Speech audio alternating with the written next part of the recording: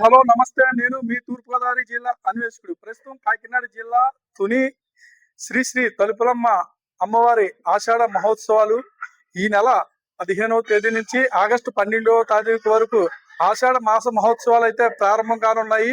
ఈ 17వ తారీఖున అమ్మవారికి చండీ హోమము, అలాగే 108 కుండలతో పెళ్లి కాని అమ్మాయిలతో అయితే కుంకుమార్చన చేస్తారు. నియోజకవర్గ ఎమ్మెల్యే గారు ప్రారంభిస్తారు ఈ కార్యక్రమాన్ని. తర్వాత అమ్మవారికి విశేషంగా అయితే పలు కార్యక్రమాలు అయితే చేయనున్నారు. 19వ తేదీన మట్టి గాజులతో అలంకరణ, చండీ హోమము, పుష్పార్చన, అలాగే ముఖ్యంగా అయితే అమ్మవారికి అయితే శాకంబరి దేవి అలంకరణ, చివరగా అయితే అమ్మవారికి శాస్త్ర ఘట్టాభిషేకము, ఇలాగా అనేక కార్యక్రమాలు అయితే దేవస్థానం వారు అయితే చేయనున్నారు. అలాగే ఇప్పుడైతే అన్ని ఏర్పాట్లు ఆషాఢ మాసంలో ప్రతిరోజు కూడా కొన్ని లక్షల మంది అమ్మవారిని దర్శించుకొని ప్రార్థనలు చేసి వాళ్ళకున్న కోరికలు నెరవేరుతాయని అయితే మన భక్తుల యొక్క నమ్మకం.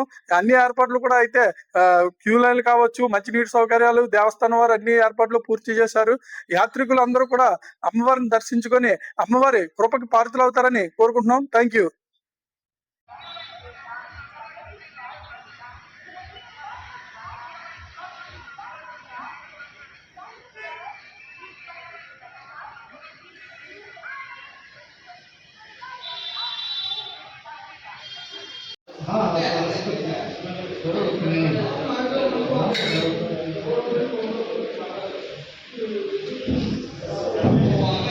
కొంచెం వెనక్కి జరగనా.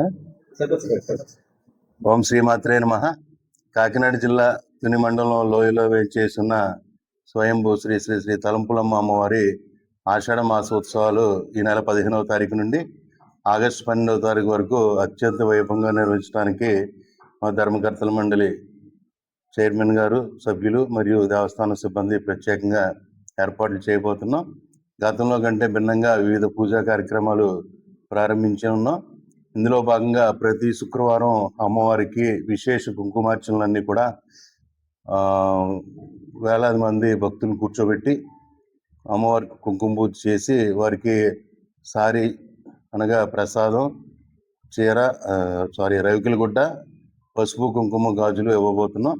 అలాగే మొదటి శుక్రవారం రేపు ఎమ్మెల్యే గారి ఆధ్వర్యంలో 1008 మంది పెళ్లి కాని పిల్లలతోటి సామూహిక అమ్మవారికి కుంకుమ పూజ కార్యక్రమాలు ఏర్పాటు చేస్తున్నాం. అలాగే ప్రతి శుక్రవారం కూడా వివిధ గ్రామాల నుంచి వచ్చే మహిళలందరితోటి కార్యక్రమాలు నిర్వహిస్తున్నాం. ప్రతి ఆదివారం అమ్మవారికి లక్షార్చనలు ఉంటాయి. ఒకరోజు మట్టి గాజులు, ఒకరోజు పుష్పాలు, ఒకరోజు ఏమో శాకంబరి అలంకారం, ఒకరోజు కుంకుమార్చన అనేది లక్షార్చన పూజలను కూడా ప్రతి ఆదివారం నిర్వహించున్నాం. స్వాతి నక్షత్రం రోజు అమ్మవారి జన్మ నక్షత్రం రోజు అమ్మవారికి ప్రత్యేక అభిషేకాలు, హోమాలు, ప్రతి శుక్రవారం కూడా చండీ హోమాలు కూడా నిర్వహిస్తున్నాం. అలాగే లక్షలాదిగా తరలి వచ్చే భక్తులందరూ కూడా కేవలం ఆదివారం మాత్రమే కాకుండా మిగతా రోజులు కూడా చాలా పవిత్రమైన రోజులు. ఆషాఢంలో అమ్మవారికి ఆదివారం మాత్రమే కాకుండా మిగతా రోజుల్లో కూడా అమ్మవారిని దర్శించి పూజించుకోవాల్సిందిగా ప్రత్యేకంగా మీ ద్వారా కోరుతున్నాం. ఆలయానికి వచ్చే భక్తులందరికీ కూడా పొద్దు నుంచి సాయంత్రం వరకు ఉచిత ప్రసాదాన్ని కంటిన్యూగా అందించబోతున్నాం.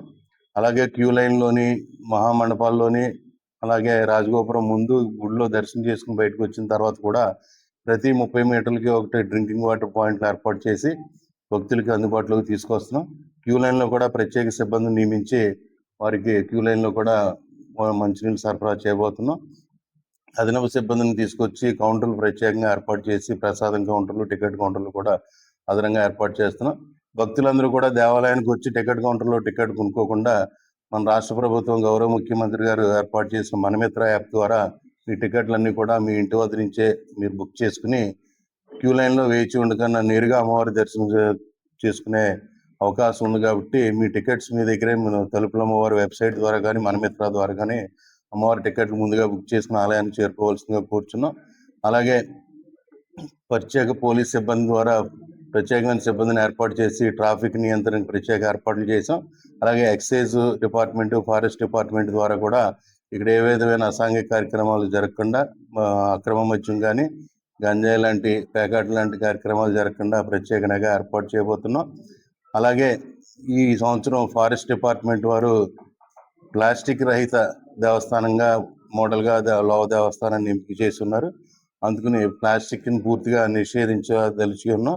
కావున భక్తులందరూ కూడా సింగిల్ యూజ్ ప్లాస్టిక్ ఏది కూడా ఆలయం పరిసరాల్లోకి తీసుకురావద్దని కోరుచు, ప్రత్యామ్నాయంగా వచ్చే వస్తువులు మాత్రమే మీరు వాడాలని, దాని ద్వారా మన ఆరోగ్యానికి పర్యావరణ పరిరక్షణకి మీరు అందరూ దోహదపడాలని కోరుకుంటూ, ఈ ఆషాఢ మాసంలో అమ్మవారిని దర్శించి పూజించి అమ్మవారి యొక్క ఆశీస్సులు పొంది సౌభాగ్యంగా విరాజిల్లాలని మీ ద్వారా భక్తులందరినీ కోరుచున్నాను.